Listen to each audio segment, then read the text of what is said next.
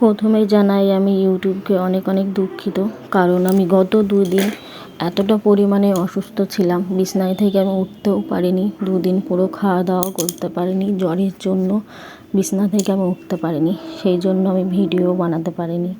তা বলে না, যখন বিপদ আসে চারিদিক থেকে একসঙ্গেই আসে। আমার মেয়ের ডাক্তার দেখানো কালকে, তা আজকে আমি সকাল 12:30টার সময় বেরিয়ে পড়লাম কলকাতার উদ্দেশ্যে। আবার আমি ওষুধ খেয়ে আবার বেরিয়ে পড়লাম। যতটাই শরীর খারাপ হোক না কেন, মনের ডাক্তার দেখানোটা আগে, তাই না?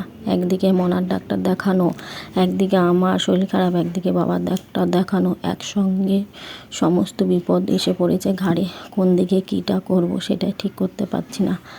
কিছু করার নেই। মেয়ের ডাক্তার দেখানো বৃহস্পতিবারে, বাবার ডাক্তার দেখানো শুক্রবারে, তাই আমরা একদিন আগেই বেরিয়ে পড়লাম ডাক্তার দেখাতে। জানি না, আমার প্রত্যেকটা দিন, প্রত্যেকটা মুহূর্ত, প্রত্যেকটা সেকেন্ড যেভাবে যাচ্ছে, আমি চাই না কোনো মায়ের এরকম দিন আসুক, কোনো মাকে এরকম অবস্থা ফিলিং করতে হয়। সবার বাচ্চা যেন খুব সুস্থ থাকে, ভালো থাকে। আমি চাই না কখনো যে যতটা কষ্ট আমি পাচ্ছি কোনো মা এরকম কষ্ট পাক।